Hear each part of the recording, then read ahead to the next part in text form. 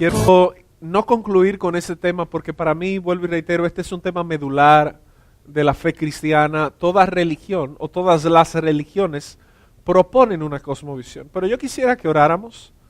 Antes de iniciar, quiero pedirle a mi hermana Catherine Pérez que nos dirija en oración, por favor.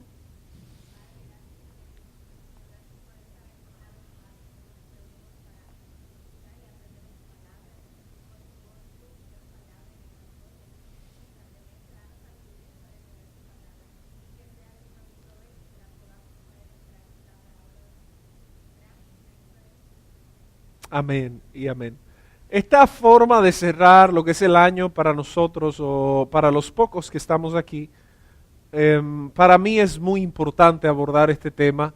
Me lo encuentro tan importante porque esto es lo que determina y marca pautas para una vida exitosa en Jesucristo. Ser parte de una congregación es un elemento fundamental en el desarrollo de una vida cristiana saludable. De hecho, la iglesia es una institución dada y dejada por Jesucristo. Usted necesita ser parte de una iglesia y de una iglesia saludable. Hoy vamos a hablar en este tema de la cosmovisión. Yo quisiera pasar a los slides donde están los textos bíblicos que hemos estado viendo y quisiera que siguiéramos. Nos quedamos ahí.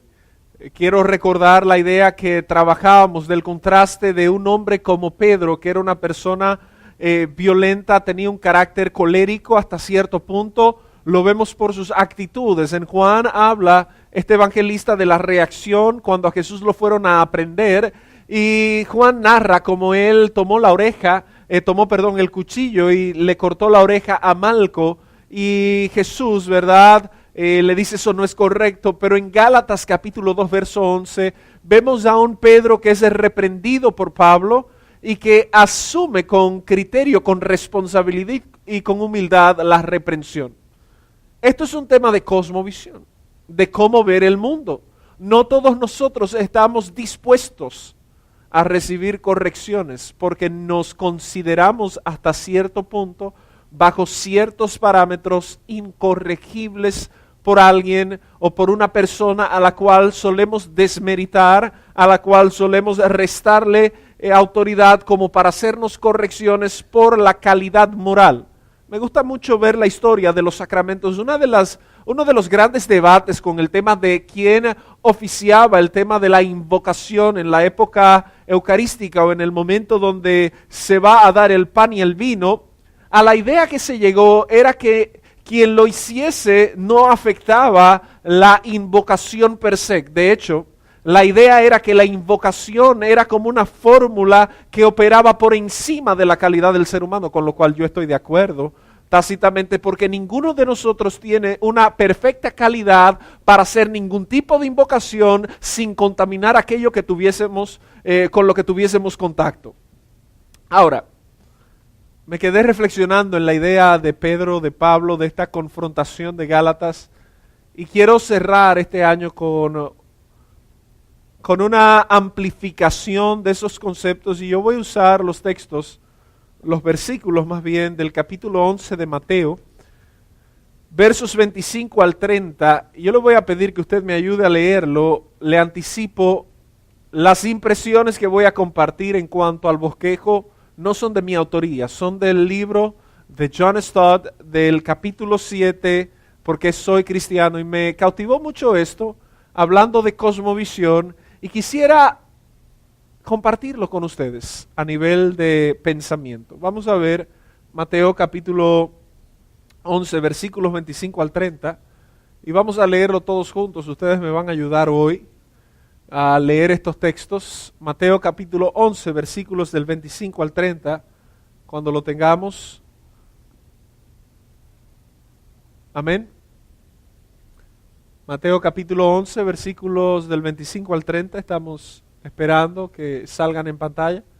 Bueno, pues podemos leerlo de la Biblia. Dice: en aquel tiempo, respondiendo Jesús, dijo: Te alabo, Padre, Señor del cielo y de la tierra, porque escondiste estas cosas de los sabios y de los entendidos y las revelaste a los niños. Sí, Padre, porque así te agradó. Todas las cosas me fueron entregadas por mi Padre, y nadie conoce al Hijo sino el Padre, ni al Padre conoce a alguno sino el Hijo, y aquel a quien el Hijo lo quiera revelar. Venid a mí, todos los que estáis trabajados y cargados, y yo os haré descansar. Llevad mi yugo sobre vosotros, y aprended de mí, que soy manso y humilde de corazón, y hallaréis descanso para vuestras almas, porque mi yugo es fácil y ligera mi carga. Bueno, pues a lo que John Stott se refiere con este pasaje, más bien va a ser a la siguiente construcción: dos afirmaciones y dos invitaciones. Y es lo que vemos en la construcción del texto. Vuelvo y reitero, él se refiere a dos afirmaciones y también a dos invitaciones. Esto es neural para usted poder decir cómo yo he de ver la vida cristiana. Cuando hablamos de afirmaciones, vamos a ir al versículo 25 y vamos a leerlo de nuevo. Yo quiero que usted me ayude en la lectura. Léalo conmigo, por favor, o léalo usted. Dice: en aquel tiempo,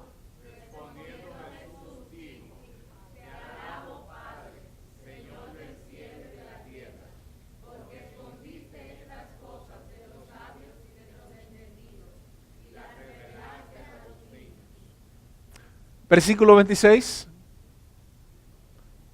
Sí, Padre, porque así te agradó. Verso 27. Todas las cosas me fueron entregadas por mi Padre, y nadie conoce al Hijo sino el Padre, ni al Padre conoce a alguno sino el Hijo, y aquel a quien el Hijo lo quiera revelar. Mi hermano, esto es para mí un elemento fundamental de la fe cristiana, porque aquí estamos viendo algún tipo de seminario de teología condensada de dos principios que son doctrinalmente fundamentales. Uno de ellos es que Jesús va a decir, primero, fíjese lo que dice ahí, dice: todas las cosas me fueron entregadas por mi Padre, y nadie conoce al Hijo sino el Padre, ni al Padre conoce a alguno sino el Hijo, y aquel a quien el Hijo lo quiera revelar. Aquí partimos de una idea fundamental. Dice Stott: cualquier pesquisa acerca de la verdad del cristianismo debe comenzar por la persona histórica de Jesús. Pero no solo yo me quedaría en ese comentario de Stott. Lo que él quiere decir es que Cristo está afirmando que Él es la revelación de Dios y que nadie puede conocer a Dios si no es a través de Jesucristo. Pero también está diciendo que Él se va a revelar a quienes Él quiera revelarse. Esto es muy parecido a la doctrina de la elección incondicional. Muy parecido a la idea de que Él ha de revelarse a aquellos a quienes Él quiera dársele a conocer. Por eso yo podría decir de facto que usted y yo somos personas muy privilegiadas de que el Padre a través del Hijo se nos diese a revelar sin ningún mérito alguno que nosotros pudiésemos evocar. Y esta idea de que Jesús es la revelación de Dios, quiero recordar las palabras de Jesús cuando Él dijo que Él es como una piedra que hace caer o que es tropiezo o tropezadero para algunos. Uno de los problemas que el ser humano tiene con el tema de la cosmovisión es que cada religión es una cosmovisión. Cada religión es una manera de ver las cosas, una manera de ver la vida. Los panteístas ven a Dios en este púlpito, Dios está ahí. El nueverismo, como lo definimos el domingo, es una mezcla de un sinfín de cosas. Pero el cristianismo es algo bastante cáustico, bastante duro, bastante puntual, y es algo que va a ser confrontacional. Cristo es la revelación de Dios que ha sido tropiezo para muchos. Alguien comenta en esta pretensión de Jesucristo, imagínese que alguien estuviese hablando en esos términos, ¿no? Padre, te alabo porque tú y yo tenemos una relación muy íntima y yo te conozco a ti y nadie más, y tú me conoces a mí y nadie más, y yo te daré a conocer a quien yo quiera. Eso en una mente sana no es correcto. Yo le ponía un ejemplo a uno de los líderes. Imagínese que usted llegue a la iglesia y diga: yo soy la persona que tiene un vínculo directo con Dios. Nadie conoce a Dios más que yo. A usted lo tildan de una persona psiquiátrica inmediatamente, ¿sí o no? Ese necesita un ajuste. La religión se la ha tomado demasiado en serio. Pero Jesús, con una sutileza, aunque no podemos decir en qué tono lo dijo, pero por la Escritura, con una sutileza, Él está diciendo simple y llanamente, yo soy el camino de Dios. Lo vemos en Juan 14:6, yo soy el camino, yo soy la verdad, yo soy la vida, nadie viene al Padre si no es por mí. Esta afirmación es contundente, no hay manera de llegar a Dios si no es a través de la revelación de Jesucristo. Pero no del Jesucristo místico que la gente se crea, no, hay que partir de la idea del Jesucristo histórico. De hecho, en el siglo XIX, el revisionismo, siglo XVIII-XIX, propuso la búsqueda o el redescubrimiento del personaje del Jesús histórico.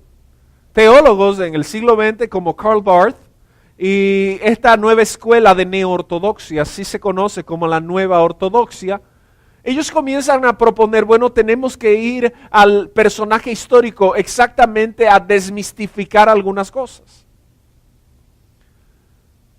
Y yo me quedo maravillado, no es que yo necesariamente esté de acuerdo con Barth, de hecho en el 1978 hay una confesión de fe que se llama la Confesión de Fe de Chicago o el Consejo de Infalibilidad Bíblica, que se reúne en Chicago por 3 días. R.C. Sproul escribió un libro que se llama ¿Puedo confiar en la Biblia?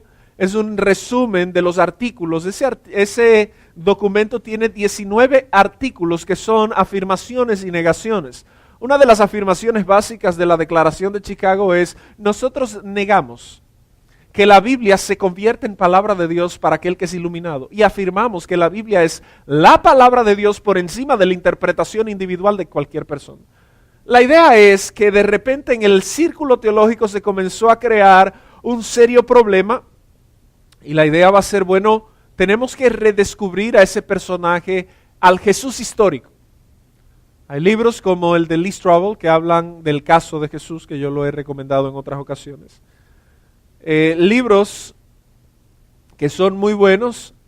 Usted tiene a D.A. Carson, autores muy buenos sobre la historicidad y el personaje de Jesús. Uno de los autores para mí más encumbrados es Gary Habermas, que habla acerca de la historia de aquel personaje. Hermanos, si Jesús no es un personaje histórico, nuestra fe es una fe mítica. Vuelvo y reitero, si Jesús no es un personaje histórico y no caminó en Galilea y no sanó enfermos en Capernaum, es una fe mítica, mitológica, como cualquier fe de los dioses del Olimpo griego. Por eso la idea de que Jesús dijo, mira, yo soy una piedra que a muchos les seré de tropiezo, pero esa piedra tiene un factor histórico. Cuando usted va a la historia, a mí me gusta mucho la frase de C.F. Moule. C.F. Moule dice, la historia y la humanidad tiene un hueco con la resurrección de Cristo. No hay forma de que la historia humana se escriba sin que haya habido un fenómeno, y ese fenómeno se llama resurrección. Cuando usted une lo histórico con lo teológico, entonces usted va a llegar a estas aplicaciones. Pero esta afirmación contundente, lo que Jesús está diciendo es, claramente, yo soy la revelación de Dios. Esto, visto desde otros círculos, es una pretensión muy amplia. Yo soy la revelación de Dios. Cristo es una gran paradoja. Fue un hombre muy humilde y describe en este mismo texto que su yugo, que sean como él, manso y humilde, sin embargo, él va a decir, yo soy la luz del mundo, yo soy la puerta, yo soy el buen pastor, yo soy el camino, yo soy la verdad. Parece un hombre egocéntrico. Y esa es esta hermosa paradoja la que nos cautiva a la hora de nosotros clausurar un año y pensar en metas para un próximo año. ¿Por qué? La segunda afirmación que Cristo hace, vamos a ver el versículo 25 y 26. Como usted comprenderá, no la he tratado en orden secuencial, pero aquí literalmente el orden de los factores no altera el producto. El detalle es que en aquel tiempo, la segunda afirmación que vamos a ver, la vemos aquí. En aquel tiempo, respondiendo Jesús dijo, te alabo, Padre, Señor del cielo y de la tierra, porque escondiste estas cosas de los sabios y de los entendidos y las revelaste ¿a quiénes? Dígalo con gozo, a los niños. A los niños. La palabra griega que se utiliza ahí es la palabra nepioi, para definir niño. alguien ha dicho que el cristianismo es para mentes cerradas e ingenuas e infantiles. Y cuando usted comienza a escarbar, yo me hago esta pregunta: ¿quién tiene la mente más abierta, un niño o un adulto? El niño, Sofía. ¿Por qué?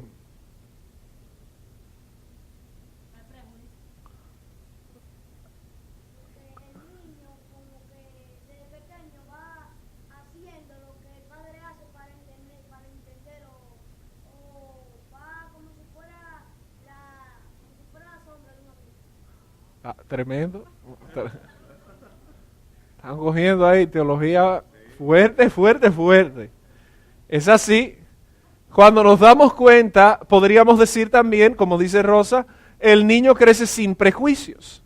Una de las cosas es que el cristianismo entonces no es para mentes cerradas, es para mentes abiertas, mentes grandes. Los grandes genios nunca fueron personas cerradas, fueron personas con una capacidad de creer que lo que estaban haciendo podía ser. Se equivocaron en muchas cosas, pero acertaron en las que verdaderamente se convirtieron en un hito en la historia de la humanidad. Entonces, partir de esto, cuando hablamos de esto, no estamos diciendo, como dice Stott, no es un infantilismo lo que se está predicando. Y de hecho, me gusta la anécdota que se cita sobre una persona que se llama John Duncan. Este catedrático que hablaba, era profesor de lenguas, un profesor en el siglo XIX, era un profesor de lenguas semitas o de lenguas hebreas. Era una persona impresionante, profunda, que cautivaba a los demás, que cautivaba a sus alumnos hasta el punto de que los alumnos un día literalmente lo fueron a observar cómo él oraba. Y miren cómo oró este hombre. Ellos pensaban que él iba a orar en hebreo, en griego, en arameo, en todos los misterios. Miren la palabra o las palabras de John Duncan. A él le decían de cariño el rabino Duncan. Dice: tierno Jesús, manso y humilde, mira a este niño pequeño, compadécete de mi simplicidad, soporta que me acerque a ti.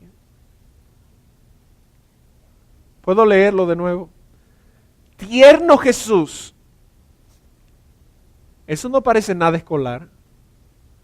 Manso y humilde. Mira a este niño pequeño, compadécete en mi simplicidad, soporta que me acerque a ti. Nada elaborado como nosotros solemos orar, o como nosotros venimos a darle una cátedra de teología a Dios. Pero es impresionante que esta idea no se refiere a un bebé inofensivo, sino a una persona que es humilde, a una persona sencilla, a una persona que está dispuesta a aprender. Uno de los problemas que la humanidad siempre ha tenido es el ego y el orgullo. Fíjese que hoy en día, cada día la gente es menos enseñable. La gente cada día es más propensa al orgullo. Cada día la gente entiende tener su verdad. Es parte de la posmodernidad. No, esa es mi verdad. No, es que esa es mi verdad. Tú tienes que respetar mi verdad. Pero es que hay verdades absolutas. Hay verdades que son neurálgicas. Cristo está definiéndose como una verdad absoluta. Y ver esto, para mí, es algo impresionante. Estas dos afirmaciones, lo que está diciendo es: mira, el reino de los cielos es para los niños. Jesús en otra ocasión dijo: dejad que los niños, ¿qué cosa? Vengan a mí, porque de los tales es el reino de los cielos. Muchas de las incongruencias nuestras vienen por la terquedad de nosotros presumir de una adultez que no se compadece con nuestras acciones muchas veces. No, es que yo no soy un muchacho. ¿Usted ha dicho esa expresión en algún momento? No, es que a mí no me puede tratar como un muchacho. Yo entiendo muchas veces la idea de que se hable de respeto. Sin embargo, cuando hablamos de enseñables, Jesús a la edad de 8 años estaba compartiendo en el templo su sabiduría con los rabinos. Este niño nos acaba de dar una gran enseñanza. Amén. Pero muchos de nosotros nos mantenemos sin ser enseñables. Una de las cosas que una iglesia saludable debe tener es que debe ser enseñable. Sus líderes, enseñables, sus pastores deben ser enseñables, sus miembros deben ser enseñables. No todo lo que hemos creído necesariamente es 100% cierto, pero debemos continuar en la búsqueda de la verdad bíblica para llegar al conocimiento pleno de la palabra de Dios. Estas dos afirmaciones son cardinales, pero yo quisiera ver entonces la otra cara de la moneda. El texto no hace dos afirmaciones solamente, sino también hace dos invitaciones. La primera la vamos a ver en el versículo 28. ¿A cuántos no nos gusta este texto? ¿Podemos leerlo todos juntos?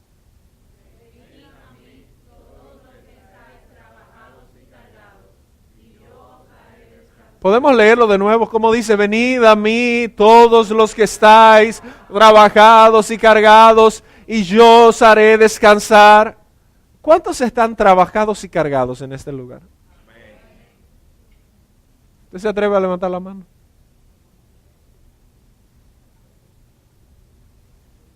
Amén. Trabajados y cargados, y yo les daré descanso. ¿Usted no se ha dado cuenta que eso es una verdad ofensiva? Como todo el evangelio tiene un grado de ofensa, ¿eso lo pone usted como una persona dependiente? Yo estoy trabajado y cargado. El que rechace esa verdad es por decirse: bueno, yo no estoy tan trabajado y yo no estoy tan cargado, porque la verdad es que no, hay otros que están peores que yo. No, pero ese no es el texto. El texto está claramente diciendo que todos los que están trabajados y cargados deben venir a Él. Stott comenta y dice: la verdad es que esto es una declaración universal. Todo el mundo está cargado y todo el mundo está cansado. ¿No les recuerda esto la depravación total? ¿O la corrupción radical? No hay justo ni aun uno, no hay quien haga lo bueno, no hay quien busque a Dios, todos se desviaron. ¿Quién está perfectamente sin cargas en este lugar? ¿Estás sin cargas? ¿No tienes ansiedades? ¿No tienes preocupaciones? Yo creo que te falta vivir un poquitito más para darte cuenta de eso, pero qué bueno. Pero el texto es incriminatorio. Es un texto imputativo. Nos está imputando a todo el mundo porque todos estamos trabajados y cargados.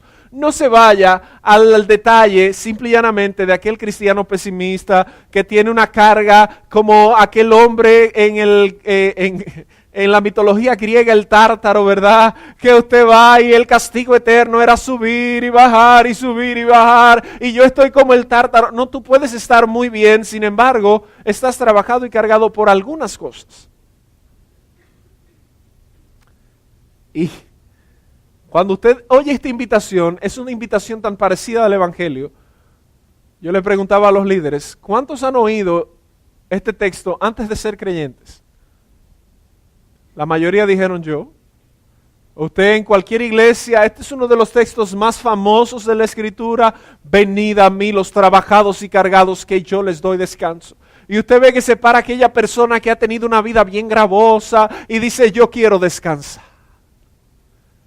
No, pero el texto tiene mucho más profundidad que eso. El texto está incriminándonos a todos nosotros. Todos estamos de una manera u otra cargados. Lo que el texto quiere decir es que todos, para tener descanso, necesitamos venir a Cristo. O sea que el Evangelio vuelve a ser... Yocasta. El peinado. El texto vuelve a ser bien confrontador, y lo que está diciendo es: ustedes todas son personas con cargas. Pero en Cristo tu carga es quitada. La invitación entonces es que vengas a Cristo. Y es una invitación para todo el ser humano. Para todo el ser humano que está inculpado de pecado, es decir, a todos nosotros. Venid a mí todos los trabajados y cargados, que yo les daré descanso. Pero el texto no se queda ahí. El texto dice: llevad mi yugo sobre vosotros y aprended de mí, que soy manso y humilde de corazón, y hallaréis descanso para vuestras almas. Fíjese que vuelve a aparecer la palabra descanso. Desde dos perspectivas diferentes, vuelve a aparecer la palabra descanso. Ahora yo quiero profundizar en algo. ¿Qué yugo lleva aquel que está cargado y que está cansado? Hay un yugo que se llama el pecado, mi hermano.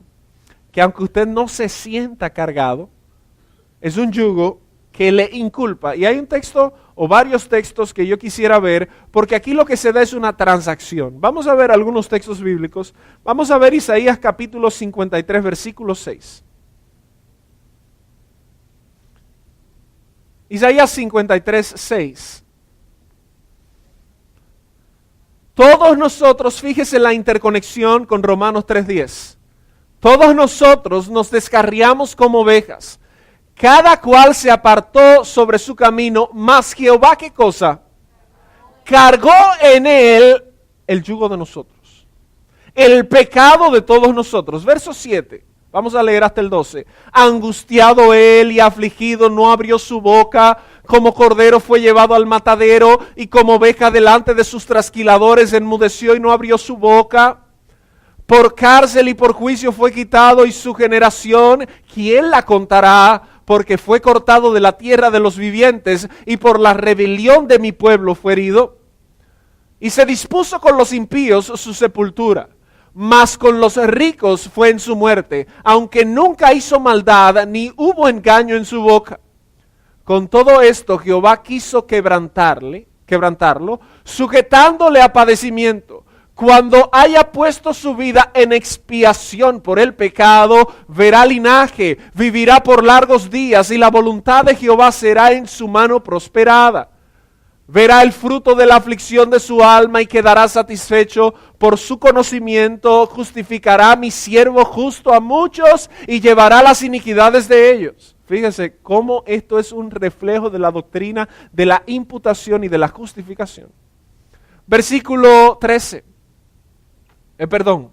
Verso 12. Por tanto, yo le daré parte con los grandes y con los fuertes repartirá despojos, por cuanto derramó su vida hasta la muerte y fue contado con los pecadores, habiendo él llevado el yugo tuyo, el pecado de muchos, y orado por los transgresores. Por favor, vamos a seguir. Verso 13. Me gustaría ir a los versículos anteriores de Isaías 53, porque esto es vital para la comprensión de lo que estamos hablando. Versículo 4. Isaías 53, 4. Ciertamente llevó él nuestras enfermedades y sufrió nuestros dolores, y nosotros le tuvimos por azotado, por herido de Dios y abatido, mas el herido fue por nuestras rebeliones, molido por nuestros pecados, el castigo de nuestra paz fue sobre él, y por su llaga fuimos nosotros curados. Ese yugo que tú y yo cargábamos, Cristo lo quitó cuando nosotros vinimos a él, y nosotros estamos agradecidos de que en la cruz del Calvario él haya cargado todas nuestras rebeliones, todos nuestros pecados pasados, presentes y futuros. Sin eso, hermano, por más bien que tú te sientas, estás totalmente incriminado por el castigo eterno de Dios, por la deuda moral que hay. Juan capítulo 1, versículo 29, este texto es muy importante. He aquí el Cordero de Dios que quita el pecado del mundo. Primera Pedro capítulo 2 versículo 24, él mismo en su cuerpo llevó al madero nuestros pecados. Hebreos capítulo 9 versículo 28 dice, Cristo fue ofrecido en sacrificio una sola vez para quitar los pecados de muchos. Hermano, todo esto habla de algo que tú no tenías forma de lidiar con esto.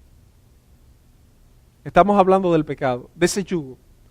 Venid a mí todos los trabajados y cargados. Hermano, esto no es la idea de uno que está en un spa o en un resort o está allá en Puerto Plata, en Casa de Campo, en Cap Cana, en Miami, en Bayside. No. Y te sientes descansado, estado de ánimo chulito aquí, descansado.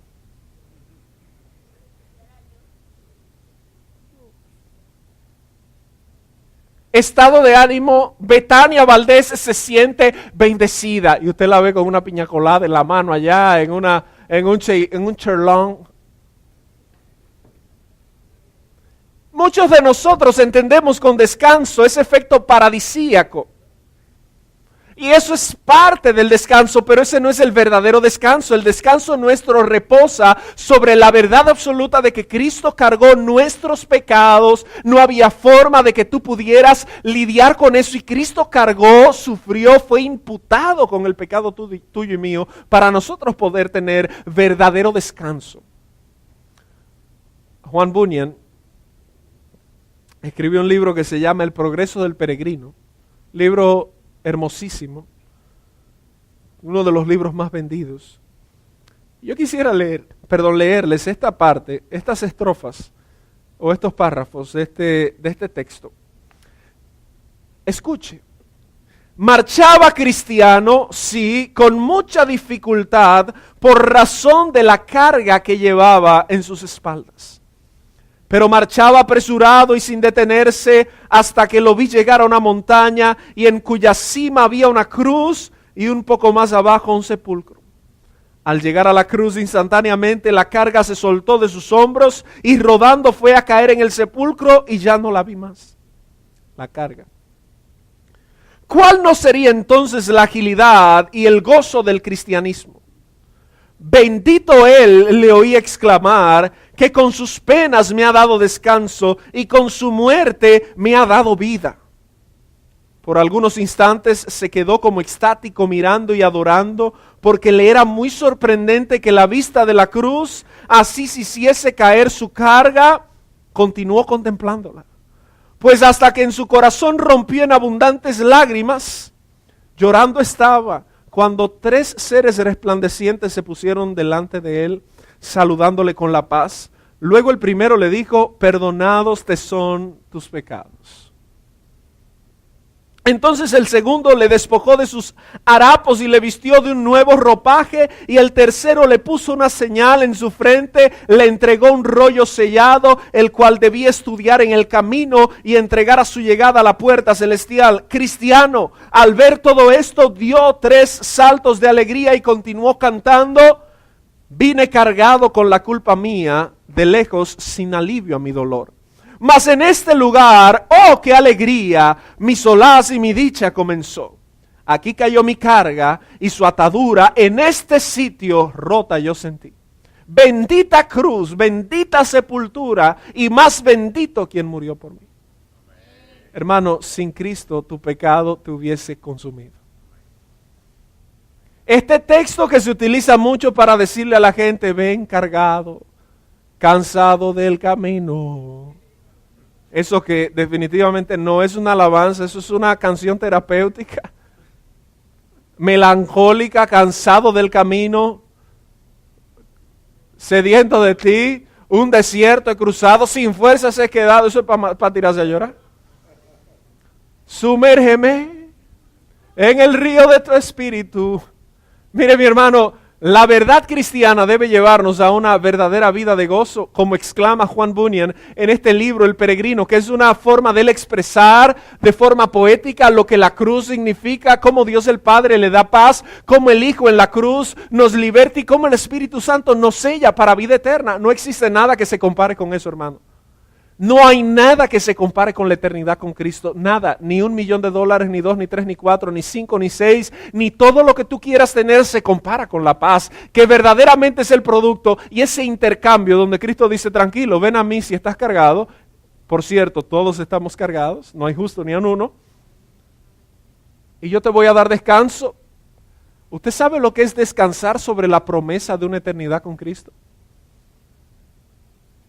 En muchas ocasiones ustedes me han oído decir esta palabra, que no hay peor tormenta que la que uno se fragua en su cabeza.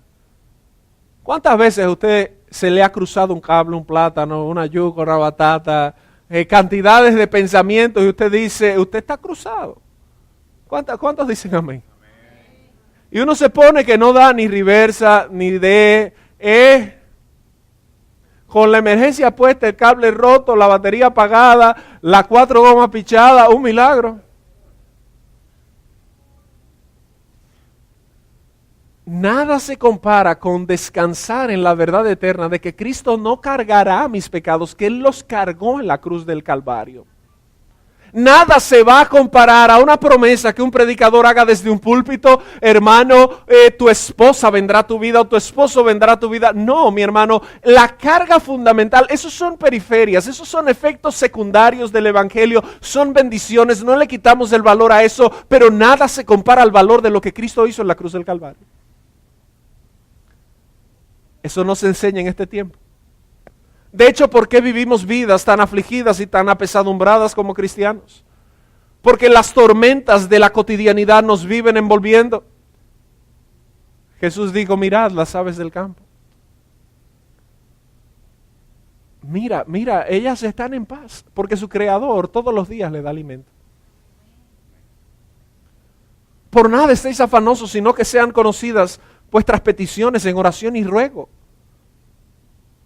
Y la paz de Dios, que sobrepasa todo entendimiento, guardará vuestros corazones y vuestros pensamientos en Cristo Jesús, Señor nuestro.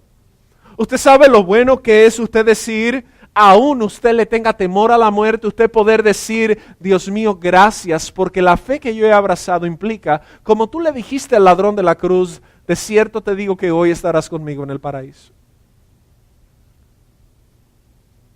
Ahora tiene sentido la afirmación que Cristo hace, tienes que ser un niño y tienes que ser humilde.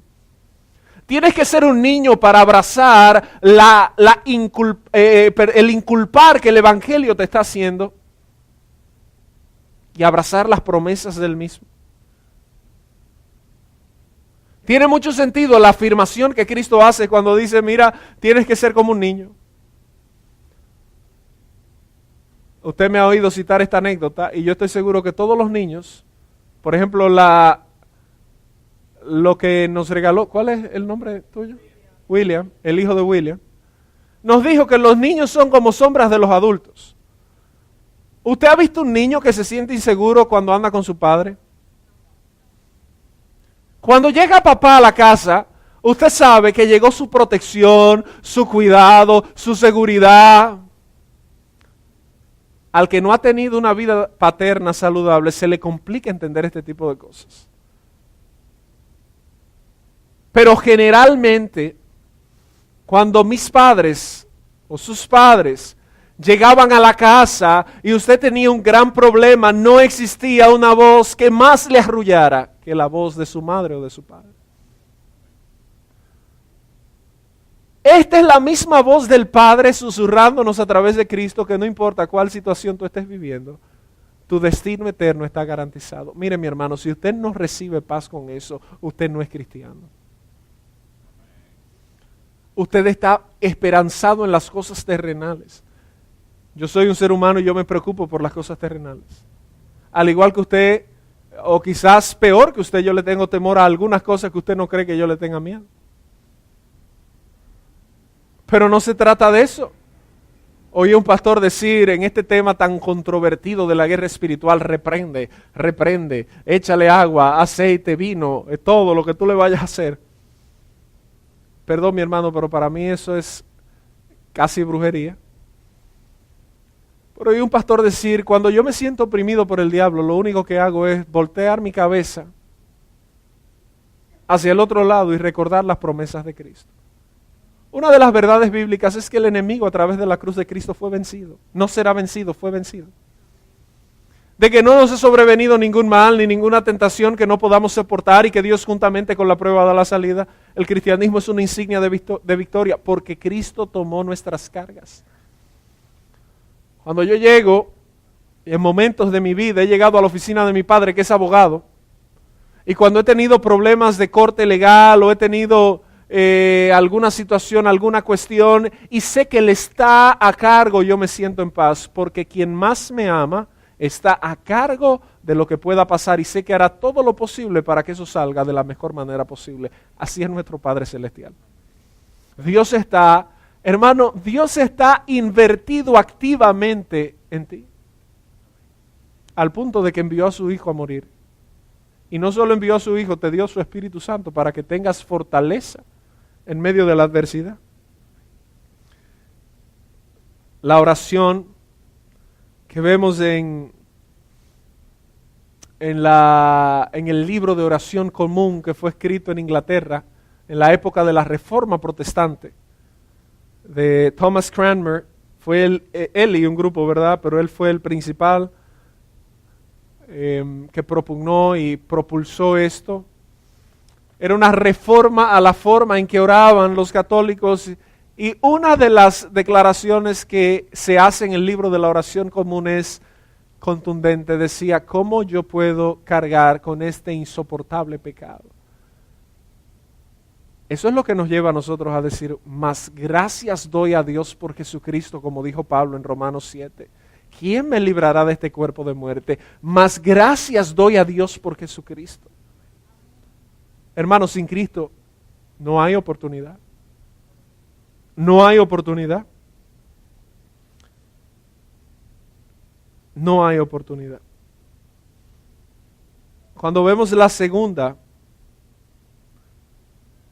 invitación, la segunda invitación está bien clara cuando dice: toma mi yugo. Toma mi yugo. ¿Y cuál es el yugo de Cristo? Los rabinos usaban la palabra yugo para hablar de esclavitud a la ley, o de esclavitud a la Torá, o de yugo a la Torá. La ley, el Pentateuco.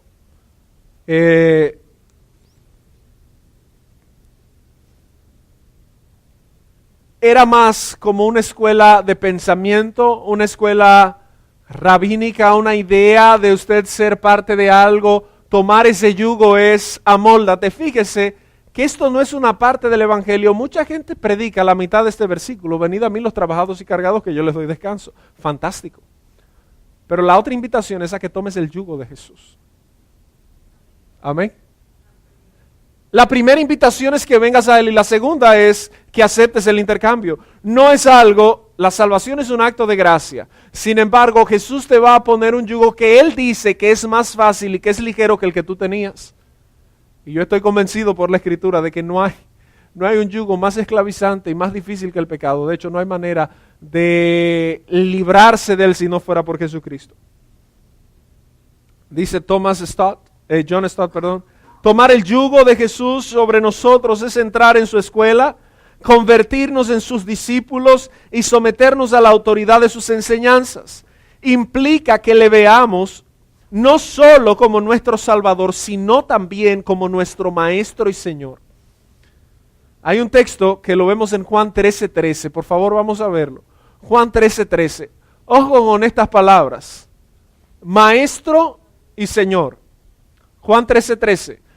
¿Podemos leerlo así? Ayúdeme. Dice: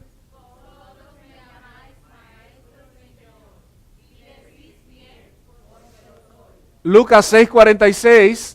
Entonces Jesús truena monumentalmente y dice: ¿por qué me llamáis Señor, Señor, y no hacéis lo que yo os mando? Tú debes considerar, más allá que un título de cortesía, la idea de Jesús es el maestro, es el rabino. Jesús es mi Señor. Esa palabra religiosa que mucha gente utiliza, si tú no lo llevas a la práctica en tu vida, es una mera quimera. Es una pura quimera en tu vida. Estás ilusionado, estás viviendo una fantasía, pero no estás viviendo un cristianismo real. Mi hermano, y si con algo tenemos nosotros problemas es con el concepto de libertad. El Evangelio paradójicamente te hace libre a través de un yugo. ¿Y conocerás la verdad? ¿Esa verdad implica que cojas ese yugo de Cristo? ¿Cuáles implicaciones podría tener ese yugo? Hablemos de implicaciones prácticas. Por ejemplo, tu esposa te ofende o tú la ofendes. ¿Cuál es el yugo de Cristo en ese caso? Alguien que me ayude santamente ahí. Alguien que me diga.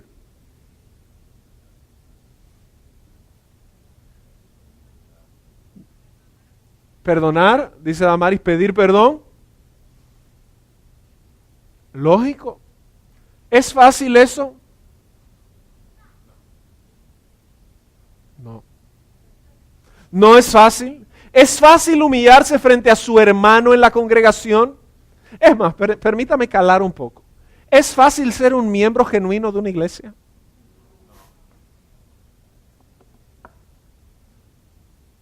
La gente no entiende exactamente lo que es la iglesia. Hermano, la iglesia es el cuerpo de Cristo representado aquí en la tierra. Cuando usted y yo estamos reunidos en el nombre de Jesús, estamos en una reunión donde otros miles y millones, si hoy están reunidos en el nombre de Cristo, todos nos hacemos uno y místicamente estamos adorando a Jesucristo, y Jesucristo está aquí y allá, a lo que Lutero le llamaba la ubicuidad. Cristo está en todo lugar, donde dos o más se reuniesen en mi nombre, ahí yo estoy.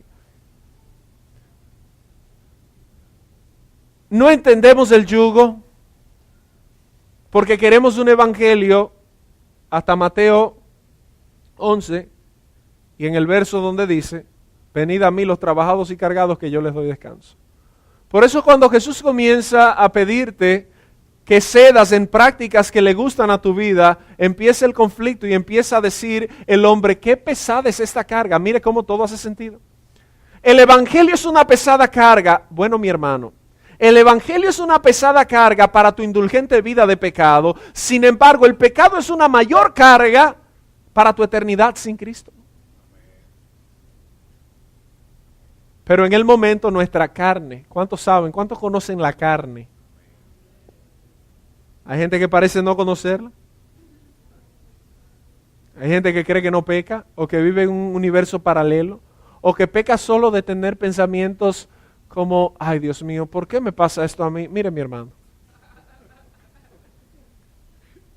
Juan dijo de una forma magistral, el que dice que no ha pecado, hace a Dios y la verdad no está en él. Otra frase que apunta a la corrupción radical. Por cuanto todos pecaron, están destituidos de la gloria de Dios. Destituidos de la gloria de Dios. Si entendiéramos el yugo, nos preocupáramos un poco más por vivir este yugo. La gente quiere un evangelio terapéutico, la parte, venid a mí los trabajados y cargados y yo les daré descanso. Venid a mí los pobres y yo les haré ricos. No. Jesús quiere ser tu Señor. Nosotros no vivimos en una época de esclavitud consciente. Nosotros somos esclavos de muchas cosas inconscientes en este tiempo. Pero de una esclavitud consciente no vivimos. Pero imagínese estos textos cuando se hablaba del Señor en una época de personas que entendían esclavitud. Yo creo, como la confesión de la infalibilidad de Chicago, cada palabra del original ha sido inspirada por Dios y seleccionada muy precisa por Dios sin anular el estilo literario del autor. Yo creo claramente que cuando Pablo utiliza la palabra esclavo de Jesucristo, es el Espíritu Santo mismo que está diciendo, esa es la meta del creyente, ser un esclavo. Para que seas libre tienes que ser esclavo.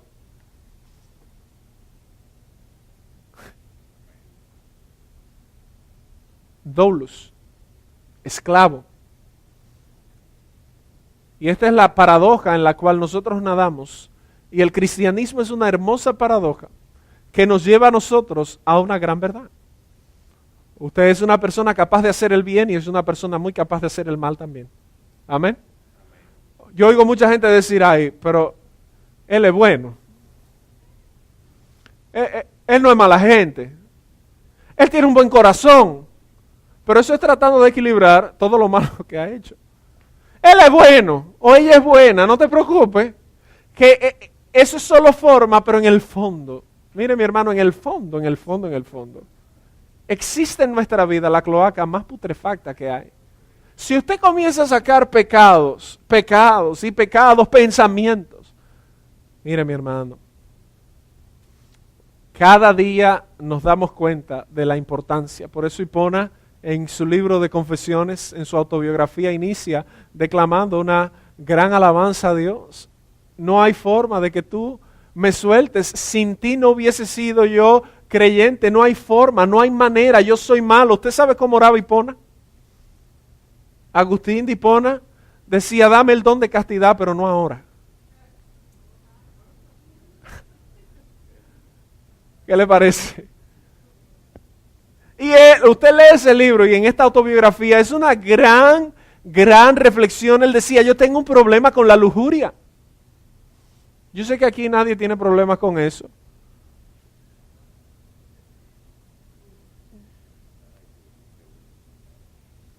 Nadie tiene problema con eso. Pero C.S. Lewis, usted me escuchó usar este comentario recientemente, C.S. Lewis hace esta referencia en su libro autobiográfico también de cómo él se convirtió sorprendido por la alegría, y él dice, en el corazón del hombre, él dice, esta es la palabra textual, cuando comencé a revisarme profundamente y seriamente, y yo quiero hacer un paréntesis, hermano, revísate. Estamos en una época que la gente llama de reflexión, y esta es una época de pachanga, nadie reflexiona nada. Pero los políticos es un tiempo de reflexión para que el niñito Jesús nazca en tu corazón. Oiga, no hay cosa más babosa que un político. Y más incoherente tarúpidamente hablando. Una cosa impresionante. Pero bueno, la política es bonita. La verdad es que debemos hacer una reflexión, un alto en nuestro caminar. Usted tiene que detenerse en algún momento y preguntarse justamente, ¿soy yo cristiano? ¿O estás perdiendo el tiempo en este lugar? Mi hermano, porque a veces nos abocamos a empresas, nos desarrollamos fidelidades, pero no somos cristianos genuinamente. Dice Stott, muchos creyentes están en la iglesia, han sido bautizados, se han confirmado, pero su vida no es una vida convicta del Evangelio. Y yo creo igual, hay mucha gente en la iglesia que no tiene convicción del Evangelio. De hecho, yo creo que hay muchos pastores que no predican el Evangelio, que lo que predican es de un Dios que sana, que restaura. Dios quiere sanar tu vida y por su gracia, pero no definen bien la gracia de Dios. Esa palabra es la más usada en este tiempo y la menos comprendida. La gracia de Dios, ¿qué es eso? La gracia de Dios es el regalo inmerecido a un pecador que no estaba ni siquiera enlistado para recibirla. Es decir, es un favor que te inculpa de muchas acciones deslenables frente al juicio de Dios. Estabas en una deuda moral y solo Cristo podía pagarla. Esa es la gracia de Dios. La gracia de Dios te dice, tú eres más malo que el gas morado. Literalmente morado en este país. El gas morado. Entonces la gracia no es tan atractiva. La gracia lo que sí es funcional y damos gracias a Dios por su gracia, porque solo a través de ella recibimos perdón y libertad.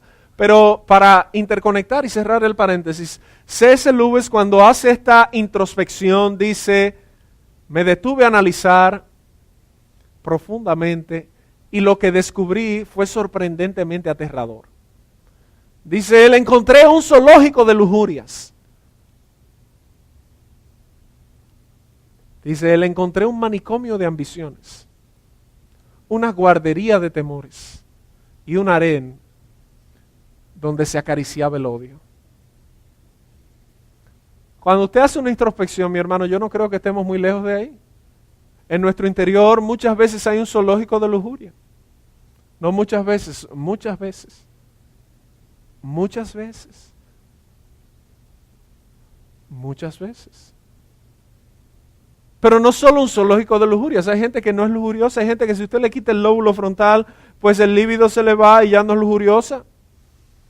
Pero eso no te hace una persona impecable. Si no eres lujurioso, eres una persona que tienes ambiciones desmedidas que no son de acuerdo a la voluntad de Dios, ni siquiera al patrón bíblico.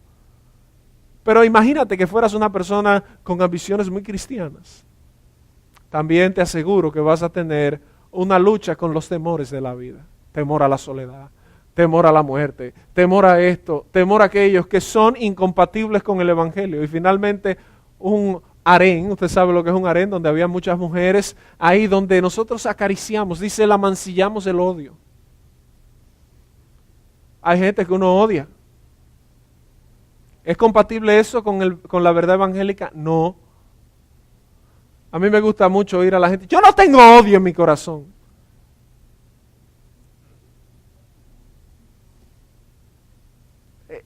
Podría ser que usted no sea una persona tan odiosa, pero hay gente que llegamos a odiar en nuestra vida.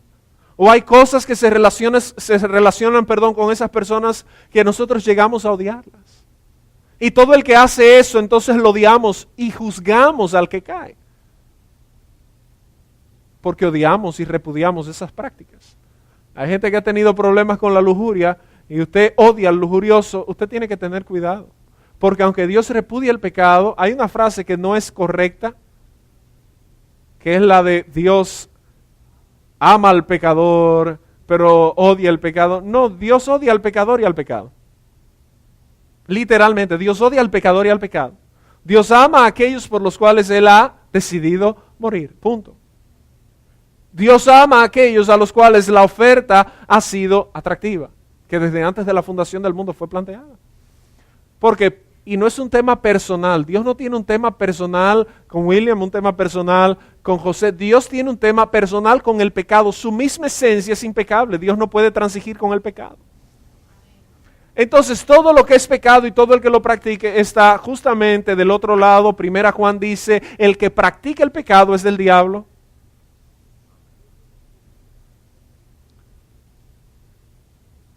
Quiero cerrar con esta frase de Dietrich Bonhoeffer. Hay un libro que lo escribió Eric Metaxas, que es muy buen libro, sobre la vida de este teólogo alemán que fue un mártir en el siglo XX, Dietrich Bonhoeffer. Él murió en Flossenburg en abril del 1945. Él escribió un libro que se llama El costo del discipulado, The Cost of Discipleship. Y él dice esta palabra, dice, solo el hombre que sigue el mandamiento de Jesús resueltamente y no se opone a que ponga su yugo sobre él, encuentra la carga ligera y bajo su tierna presión recibe el poder para perseverar en el camino correcto. El mandamiento de Jesús es duro para aquellos que oponen resistencia, pero para aquellos que se someten voluntariamente el yugo es fácil y la carga es ligera. Lo que él quiere decir es que hasta que no entiendas que tienes que colocarte el yugo, cada día se te va a hacer más pesado.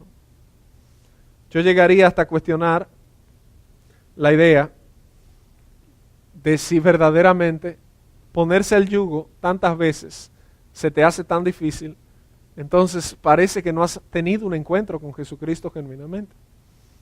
Porque el yugo no es fácil, perdonar no es fácil, cuidar las palabras no es fácil, amar al prójimo no es fácil, amar al enemigo mucho menos, bendecir al que nos maldice, evitar la tentación, huir de la tentación, resistir al diablo, todas esas cosas son fuertes.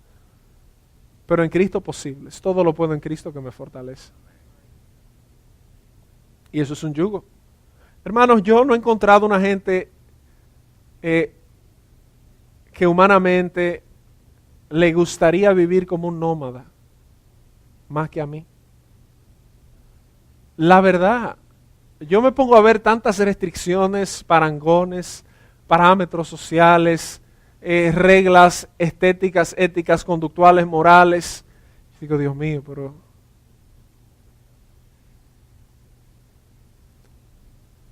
pero es que nosotros no somos seres anómicos.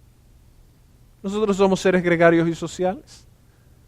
Y por amor a Jesucristo vamos encontrando el gozo en hacer lo que Cristo quiere que hagamos. Cuando usted le da agua a su vecino, no es solo un elemento moral, estás cumpliendo con aquel mandamiento, tuve sed y me diste de beber. Cuando tú honras a Dios, estás cumpliendo con el Señor. Nadie dijo que iba a ser un traje hecho a la medida. Lo que sí es una gran bendición servirle a Jesucristo, a la revelación de Dios, a aquel que se ha fijado en nosotros siendo nosotros pecadores. Final del discurso, como dijo Salomón, es este. Tienes dos opciones. Una es venir a Jesucristo y la segunda es tomar su yugo. La primera te lleva al descanso y tomar su yugo te lleva al descanso. Dice John Stott. Volvemos otra vez a la gran paradoja de la vida cristiana. Es bajo el yugo de Cristo que encontramos descanso y es en su servicio donde hallamos la libertad. Es bajo el yugo de Cristo donde encontramos descanso y es en su servicio donde hallamos libertad. Hay una frase que se utiliza mucho en las invitaciones para las bodas. Usted ha visto esas frases o esas siglas que son RSVP. ¿Cómo es que se dice? Lo que quiere decir, ¿es así?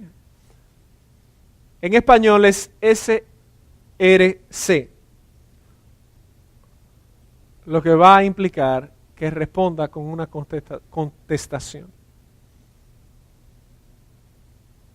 Y responder s'il vous plaît, lo que va a significar es que responda, por favor. La idea, aunque algunos le han llamado reservar, en principio era responder. A la invitación de Cristo, lo que Cristo quiere es que tú respondas. Que respondas. Pastor, me cuesta. Responde. Este es el tiempo de responder. Este es un año para responderle a Jesucristo. Este es un año para invertirnos el doble en Jesucristo. Mi hermano, no solo corporativamente trabajaremos al doble como comunidad bíblica de fe, no. Trabajaremos al doble para Cristo, por Cristo y en Cristo, y eso se va a reflejar en nuestra iglesia, una iglesia saludable que predica la palabra de Dios y que tiene una membresía saludable, no impecable, saludable.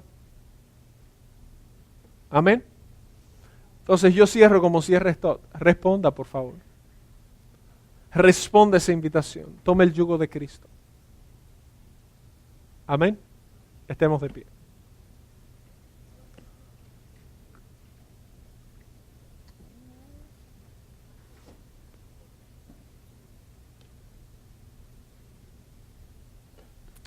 Padre, te damos gracias por esta palabra en esa noche. Sabemos que tú has tratado con nuestros corazones. Señor, y es tu palabra la que nos infunde aliento, la que nos llena de vida eterna, Señor. Padre, ver el enigma de tu palabra, ver la verdad evangélica, Señor, solo produce en nosotros gozo. Yo quiero orar por este año que se va, dándote gracias por todo. Señor, y quiero saludar al año que viene, dándote gracias por todo. Padre, un año nuevo de gozo, de crecimiento, de prosperidad, de multiplicación. Señor, un año de lectura de tu palabra y de entendimiento del Evangelio. Señor, ayúdanos a como iglesia profundizar, calar, Señor, y serte fiel a ti. Ayúdanos a tomar el yugo, los pastores, los líderes, los miembros. Padre, asumir el llamado del Evangelio. Padre, bendice estas fiestas, bendice a todos los que no están aquí hoy, Señor. Padre, mira cómo estas fiestas son engañosas. Tú eres el buen pastor que su vida da por las ovejas. Guárdale, Señor. A ti ellas te importan más que a nosotros. Tú las cuidas más que nosotros. Padre, permítenos el domingo reunirnos, adorarte. Bendice el día 17 el culto de primicias. Padre, usa a Rafael Alcántara con la palabra que va a traer para nosotros. Padre, y que este año sea un año de grandes bendiciones para la comunidad bíblica de fe y sus familias. Te lo pedimos en Cristo. Amén y amén. El Señor le bendiga, le guarde. Bye bye, hasta la próxima. Feliz año nuevo a todos, somos ¿verdad? libres de toda condenación. Porque tú nos compraste con tu sangre preciosa. Te bendecimos, Señor.